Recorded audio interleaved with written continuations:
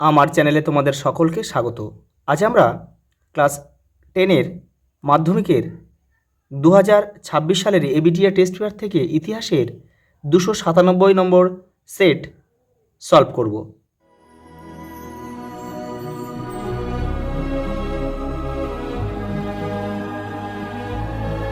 প্রথম প্রশ্ন দেখো, ভারতীয় চলচ্চিত্রের জনক কাকে বলা হয়? দাদা সাহেব ফালকেকে। পরেটা দেখো, সরলা দেবী চৌধুরানীর আত্মজীবনী জীবনের ঝরাপাতা প্রকাশিত হয় প্রবাসী পত্রিকায়।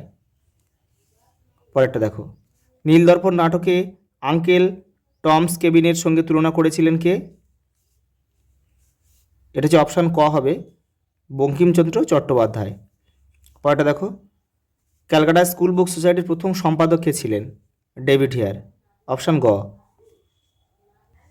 পরেরটা দেখো, হাজি মোহাম্মদ মহসিনের আর্থিক সহায়তায় প্রতিষ্ঠিত হয় হুগলি মহসিন কলেজ।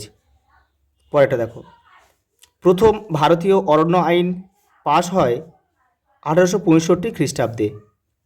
সাতেরটা, 1857 খ্রিস্টাব্দের মহাবিদ্রোহকে প্রথম জাতীয় বিদ্রোহ বলে অভিহিত করেন কে? Karl Marx.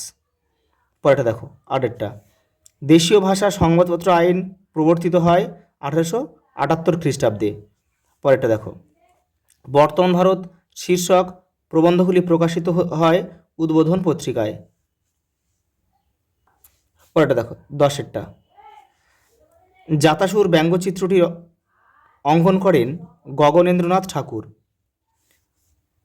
11 দাগে দেখো, IACS এর প্রথম সভাপতি ছিলেন প্যারীমোহন মুখোপাধ্যায়। 12টা, বেঙ্গল টেকনিক্যাল ইনস্টিটিউট প্রতিষ্ঠায় অগ্রণী ভূমিকা নেন কে? দেখো, তারকনাথ পালিত। পরেরটা দেখো, অযোধ্যা কৃষক আন্দোলনের নেতৃত্ব দিয়েছিল কে? বাবা রামচন্দ্র। দেখো 14 দাগে কী বলেছে? All India workers and peasants পার্টির প্রথম সম্পাদক কে ছিলেন? দেখো, এটা হবে RS নিম্বকার। 15টা দেখো, ফ্লাউট কমিশন কোন আন্দোলনের সঙ্গে যুক্ত ছিল? তেভাগা আন্দোলন। লবণ আইন অমান্যে গান্ধীজির সহযোগী মহিলা নেত্রী ছিলেন সরোজিনী নাইডু।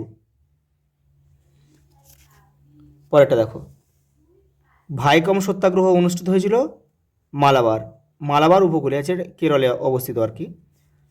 পরেরটা দেখো, ব্রিটিশ ভারতে প্রথম ফ্যাক্টরি আইন প্রবর্তিত হয় কত সালে? 1881 খ্রিস্টাব্দে। পরেরটা দেখো, অপারেশন পোলো কোন দেশীয় রাজ্যের অন্তর্ভুক্তির অভিযান? হায়দ্রাবাদ। দেখো 20 দাগে কী বলছে? রাজ্য পুনর্গঠন আইন অনুসারে ভারতকে কয়টি রাজ্যে ভাগ করা হয়েছিল? 14টি। পরেরটা দেখো, যে কোনো 16টি প্রশ্নের উত্তর দাও। প্রত্যেকটি উপবিভাগ থেকে অন্তত একটি করে প্রশ্ন লিখতেই হবে অবশ্যই। দেখো, নববঙ্গ গোষ্ঠীর মুখপত্র নাম কি ছিল? পার্থেনন। এটা লিখে নেবে তোমরা। পুনা সার্বজনিক সভার প্রতিষ্ঠাতা কে ছিল? মহাদেব গোবিন্দ রানাডে। সালটা হচ্ছে 1870 খ্রিস্টাব্দে।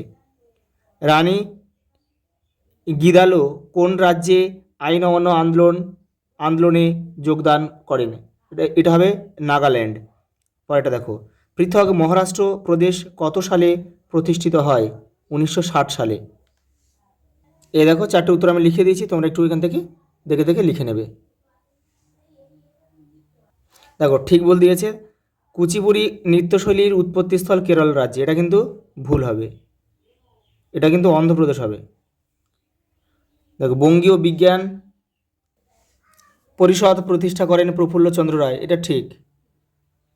অনুশীলন সমিতি প্রতিষ্ঠা করেন সতীশচন্দ্র বসু। এটাও ঠিক। ভারত পাকিস্তান সীমারেখা র্যাডক্লিফ লাইন নামে পরিচিত। এটাও ঠিক।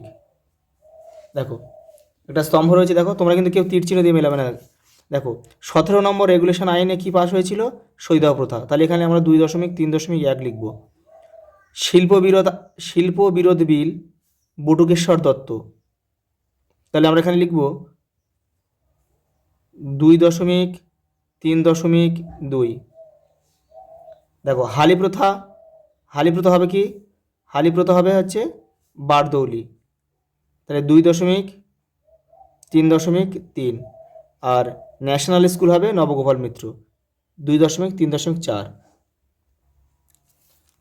দেখো বিবৃতি ব্যাখ্যা রয়েছে, আর ম্যাপ পয়েন্টিংটা আমি করে দেবো পরে একসঙ্গে। দেখো বিবৃতি, প্রথম বিবৃতি কী দিয়েছে দেখো, বিবৃতি উপবিভাগ 2.5 প্রথম বিবৃতি দিয়েছে, কোল বিদ্রোহের পর দক্ষিণ পশ্চিম সীমান্ত এজেন্সি নামে এক নতুন অঞ্চল গঠিত হয়। ব্যাখ্যা দেখো বলছে কোলদের বনাঞ্চলের স্বার্থ রক্ষা করার জন্য। 2, কোলদের বিদ্রোহমূলক মানসিকতা আটকানোর জন্য। ব্যাখ্যা 3, কোলদের সুনির্দিষ্ট উপজাতি পরিচয় দেওয়ার জন্য। আমাদের অপশান 3টা কিন্তু উত্তর হবে, কোলদের সুনির্দিষ্ট উপজাতি পরিচয় গড়ে তোলার জন্য। দেখো বিবৃতি 2 কী দিয়েছে দেখো, বাংলায় মহাবিদ্রোহ বিস্তার লাভ করেনি। দেখো ব্যাখ্যা 1 দিয়েছে বাংলার মানুষের রাজনৈতিক চেতনা গড়ে ওঠেনি। ব্যাখ্যা 2, বাংলার সেনাবাহিনী দুর্বল ছিল। ব্যাখ্যা 3, বাংলার মধ্যবিত্ত বুদ্ধিজীবী সমাজের বিরোধিতা করেছিল। এই ব্যাখ্যা 3টাই আমাদের উত্তর হবে, বাংলার মধ্যবিত্ত বুদ্ধিজীবী সমাজের বিরোধিতা করেছিল। দেখো বিবৃতি 3 দেখো, বঙ্গভঙ্গ বিরোধী আন্দোলনে শ্রমিক কৃষকদের জন্য কোনো কর্মসূচি গ্রহণ করা হয়নি। ব্যাখ্যা 1 কী বলছে দেখো, শ্রমিক কৃষকরা এই আন্দোলনের বিরোধী ছিল। 2, ব্রিটিশ সরকার শ্রমিক কৃষকদের আন্দোলনের উপর নিষেধাজ্ঞা জারি করেছিল। 3, বঙ্গভঙ্গ বিরোধী আন্দোলন ছিল মূলত মধ্যবিত্ত শ্রেণীর আন্দোলন। ব্যাখ্যা 3টাই আমাদের উত্তর হবে, বঙ্গভঙ্গ বিরোধী আন্দোলন ছিল মূলত মধ্যবিত্ত শ্রেণীর আন্দোলন। ব্যাখ্যা 4 দেখো, বিবৃতি 4 কী দিয়েছে,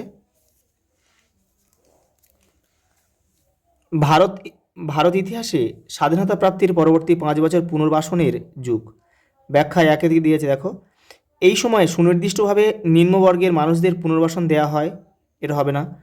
এই সময়ে উদ্বাস্তুদের ত্রাণ ও পুনর্বাসনের উপর গুরুত্ব দেওয়া হয়। ব্যাখ্যা 3 দিয়েছে এই সময়কালে সাম্প্রদায়িকভাবে পুনর্বাসন দেওয়া হয়। অপশান 2টা আমাদের উত্তর হবে, এই সময়ে উদ্বাস্তুদের ত্রাণ ও পুনর্বাসনের উপর গুরুত্ব দেওয়া হয়। আজ এই পর্যন্ত, দেখা হবে পরের ভিডিওতে।